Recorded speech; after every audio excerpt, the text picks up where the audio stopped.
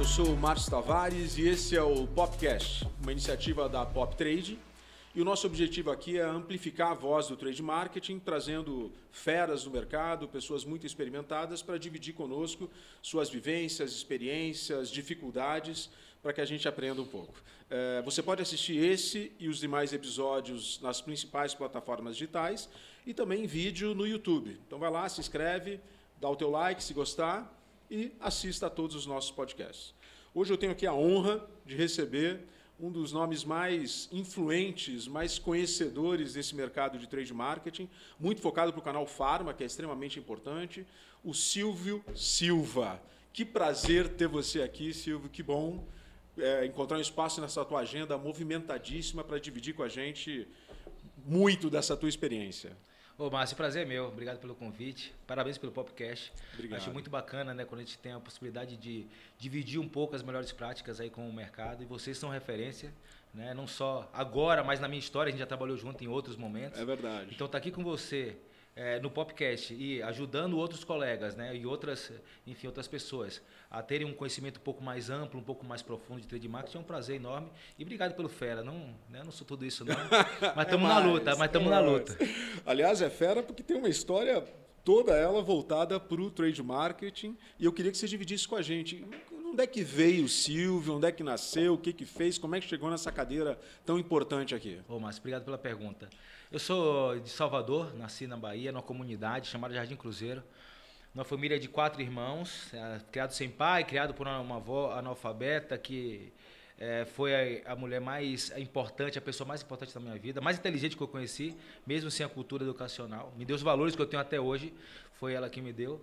E a história que eu tinha ali de vida era uma história muito parecida com os pretos de comunidade do Nordeste, né? Não só do Brasil, mas do Nordeste, que entra aí um step ainda mais difícil de você sair. Então não tinha muitas possibilidades, mas eu sabia desde cedo que eu tinha que estudar muito e trabalhar muito para sair daquele ambiente. Desde os 8 anos de idade, quando meu pai morreu, eu falei para minha mãe, olha, a gente vai sair dessa vida com muito trabalho, com muito estudo, com 8 anos de idade. Então eu estudei muito, trabalhei muito, comecei a trabalhar com 13 anos de idade, fiz uma série de coisas, fui garçom, fui segurança, fui professor de kickbox, fui lutador, fiz uma série de coisas e com 18 anos eu entrei na Johnson & Johnson como repositor. Não tinha a menor ideia o que um repositor fazia, mas quando eu olhei o salário, eu falei, esse salário que eu preciso, R$325 na época, era exatamente o que pagava. Olha, você lembra até hoje? Lembro, porque era o valor da faculdade que eu estava fazendo e eu já estava devendo 2 prestações.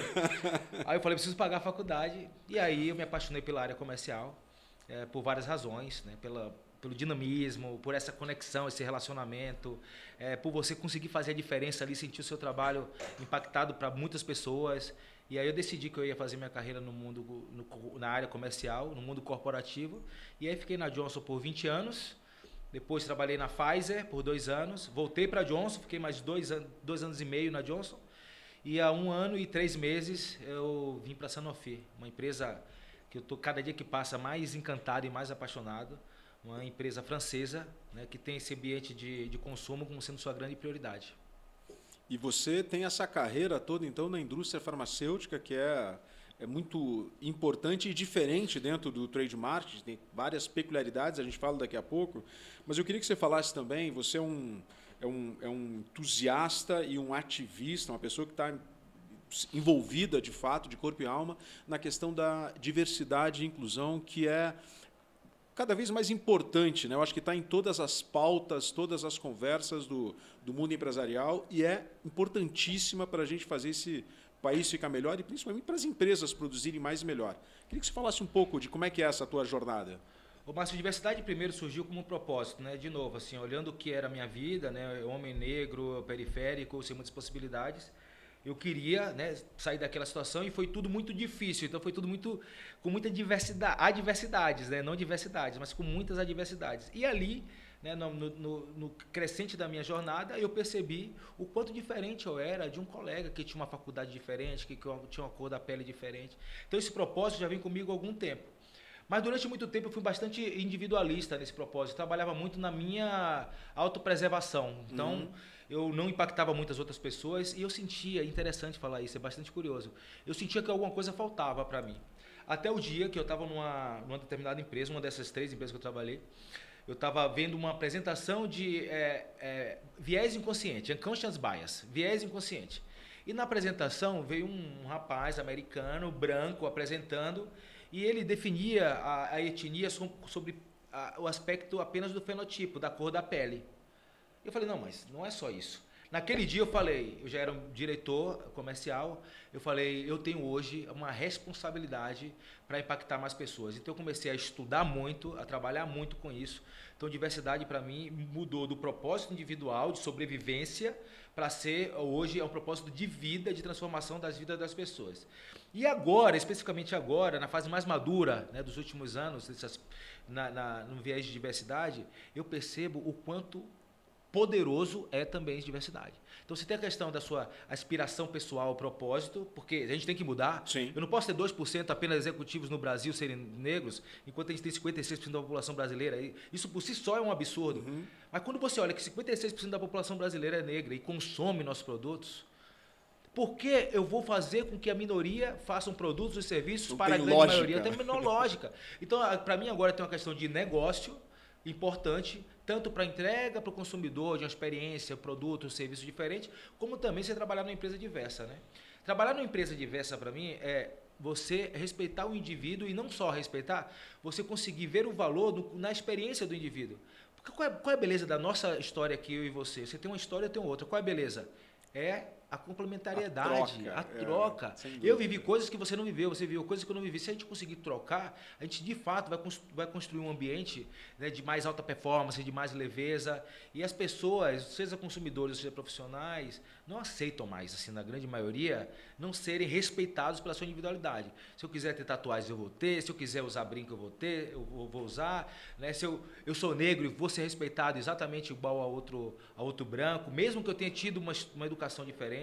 Então, é propósito de vida, é negócio e também, né, a construção de um ambiente complementar e diverso e livre de qualquer discriminação.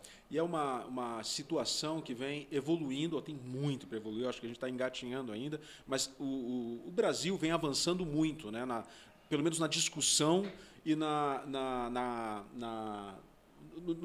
possibilidade de impacto que isso pode causar nas corporações, né? Você percebe isso também? Eu percebo dois movimentos, né? Eu percebo da sociedade privada, um movimento já vindo aos últimos 5 anos, com um pouco mais, desde a George Floyd ali, e a pandemia ajudou, porque as pessoas estavam mais conectadas no virtual, então proliferou mais rápido ali todas as informações. Então o ambiente privado começou a fazer ações mais afirmativas e mais concretas, com metas e métricas. Aí você vê empresas fazendo programas de trainee só para negro, empresas contratando executivos negros. Eu quero contratar um CFO negro, negra, vai ter que ser afirmativo.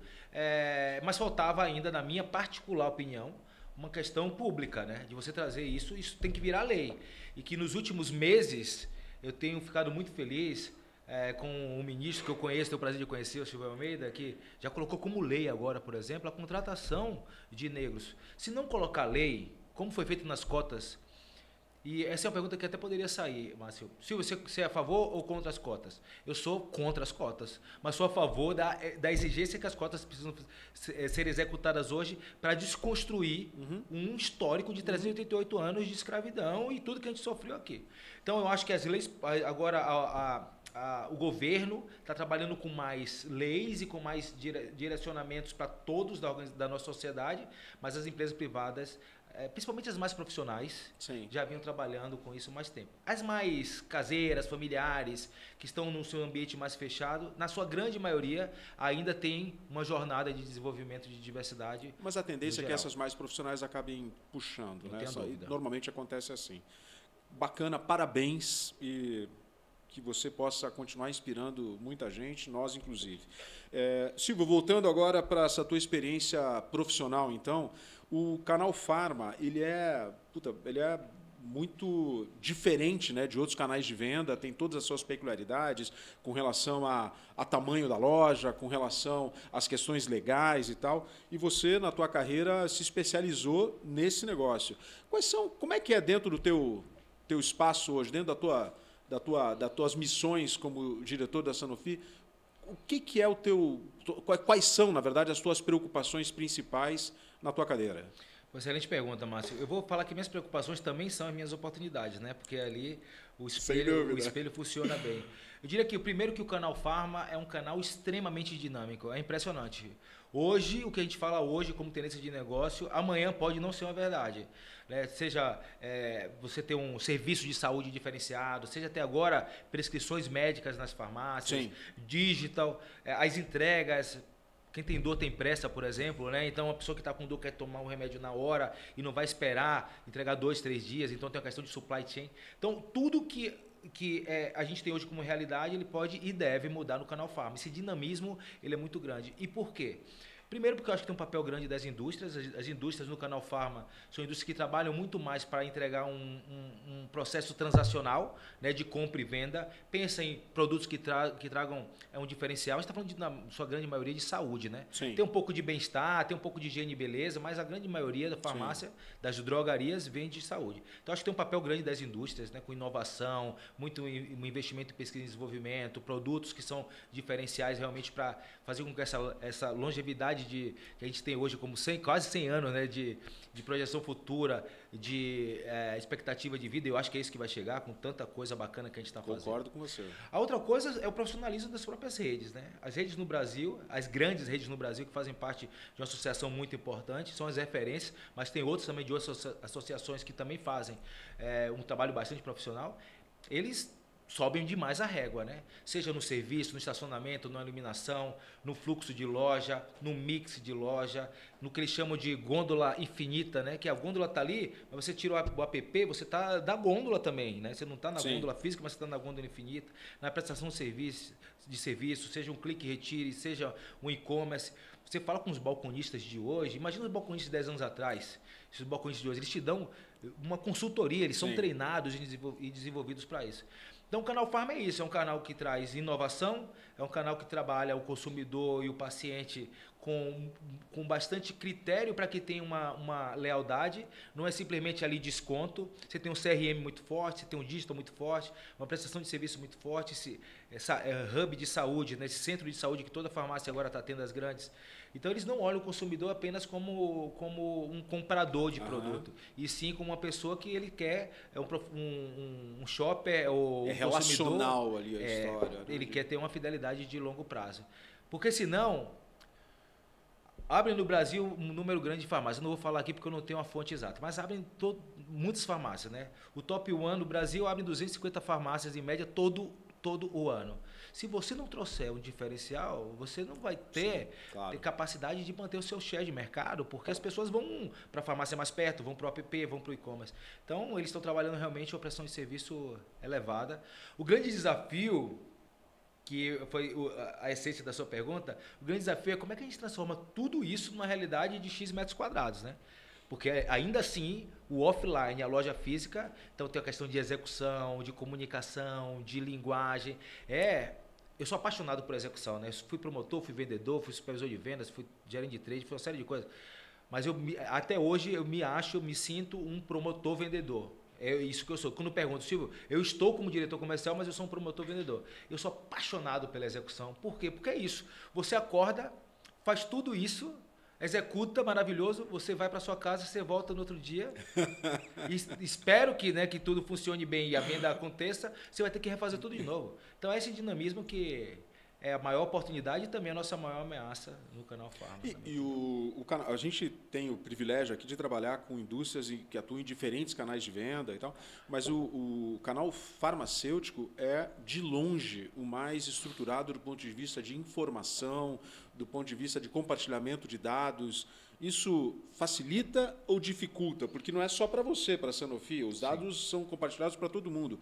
Como é que funciona isso na tua tomada de decisão, no dia a dia? Acho que toda informação, quando você consegue gerir aquela informação e transformar numa análise, num diagnóstico, ela te ajuda, independente do contexto. Para nós, especificamente, eu tenho a alegria, o prazer, a honra de trabalhar numa potência do mundo farmacêutico. Eu só tenho marcas poderosas. Então, para nós que temos ciência muito forte, tem uma equipe muito competente. E aí eu tenho informação, eu tenho uma tríade que me transforma numa indústria extremamente competitiva.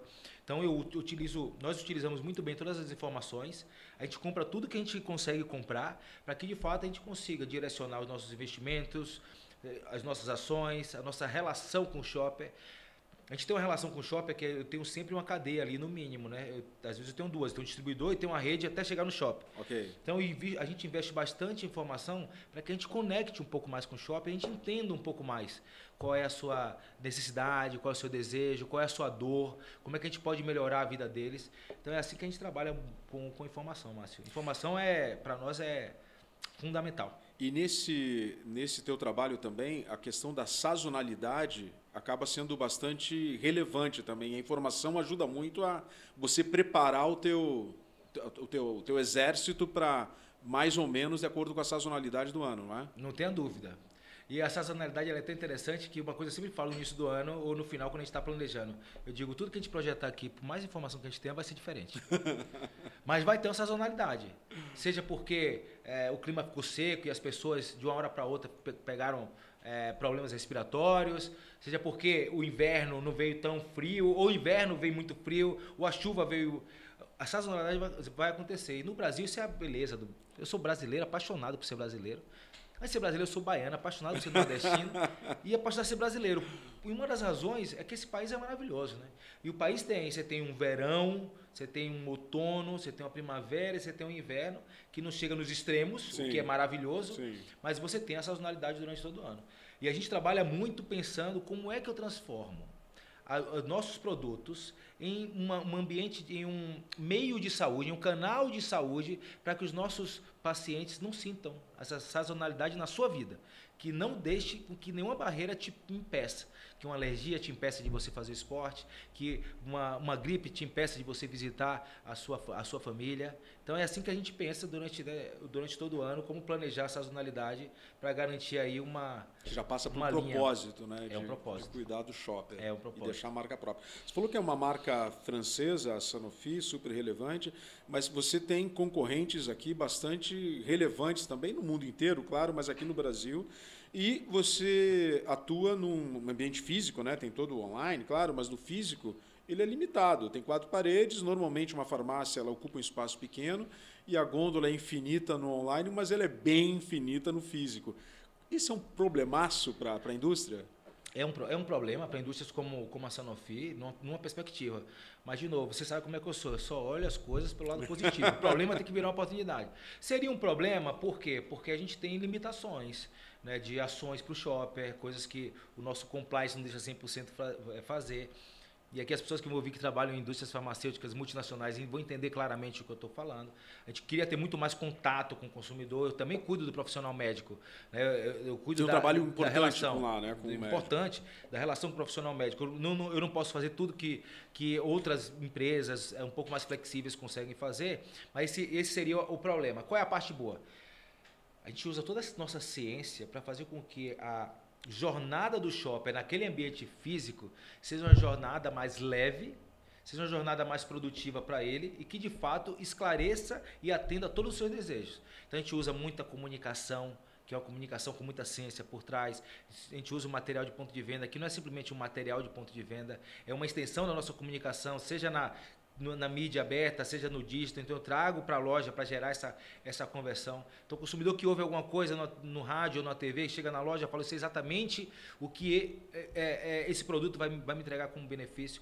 Então a gente pega todo o nosso know-how, todo o nosso investimento e toda a nossa potência como organização e a gente leva isso para o ponto de venda. E acaba sendo um baita diferencial. Eu não vou desafiar, mas eu vou colocar como sendo um ponto forte para o nosso time, o meu time que eu tenho o prazer de liderar, a execução de Dorflex. Quase qualquer farmácia do Brasil, a gente está em 99% das farmácias, eu não conheço farmácia que não tem Dorflex, a nossa execução você não consegue sair da farmácia sem ver o nosso paredão azul. É verdade. E isso mostra um baita diferencial nessa jornada do shopping. É um trabalho que está funcionando, está chegando lá na ponta, né? O Silvio, me conta agora, vamos brincar de futurólogo aqui, de prever futuro. A gente está passando por transformações como ser humano, como planeta, muito relevantes, né, do ponto de vista de tecnologia, inteligência artificial, é só o que se fala nesse momento. Aí, durante a pandemia, se falou muito que o varejo físico ia acabar e que ia tudo para online, depois acabou a pandemia e não foi bem assim. Mas como é que você vê, tentando fechar um pouco aqui para esse ambiente do mercado farmacêutico, como é que você vê que o varejo vai se comportar, ou a relação com o shopper vai se comportar nos próximos anos? O que vai mudar nesse nosso dia a dia como profissionais de trade? Uma excelente pergunta, Márcio. Acho que a primeira coisa é sair da transação, do transacional. De novo, preço, produto, compra e venda. Que era, né, o grande viés de qualquer varejo no mundo.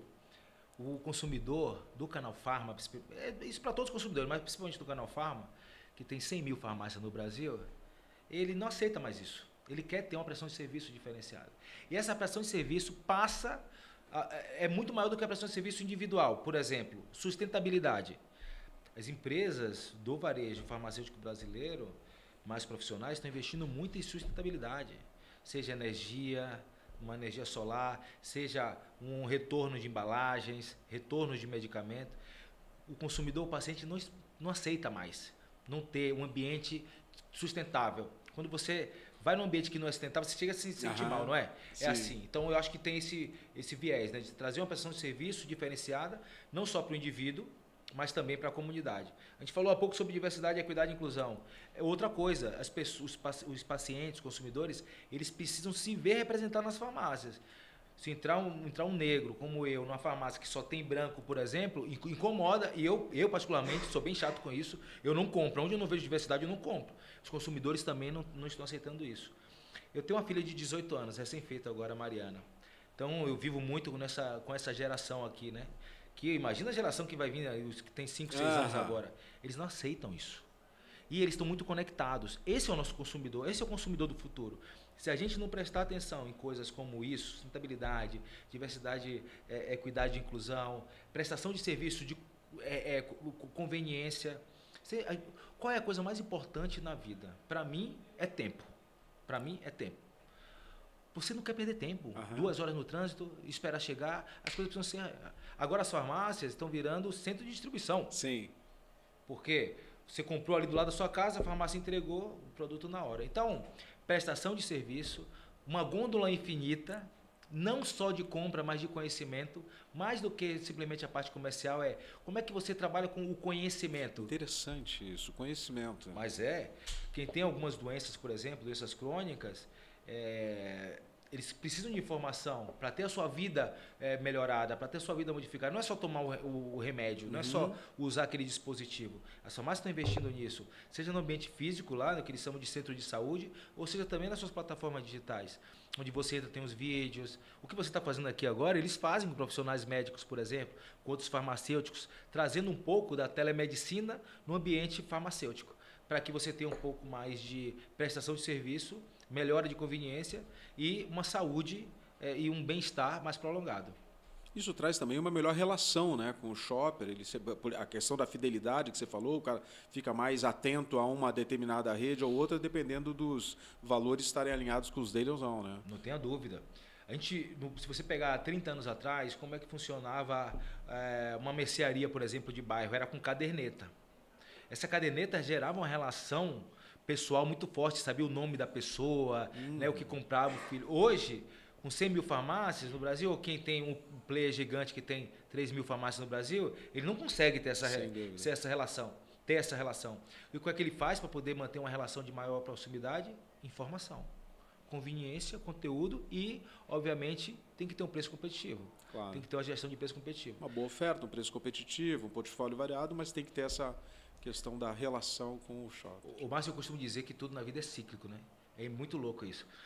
Quando eu comecei lá em 1996, era muito relacional, né? Era comum você convidar o cliente para almoçar, era muito relacional. Depois veio todo esse período de muitos dados, que você até trouxe o ponto. Aí tudo virou base de dados, tal, compliance. A relação, não tem mais relação. Eu acho que a gente está vivendo um outro ambiente agora, um ambiente onde as relações, a pandemia eu acho deu uma forçada nisso, as relações elas estão sendo vistas como sendo um ponto fundamental na construção de negócio.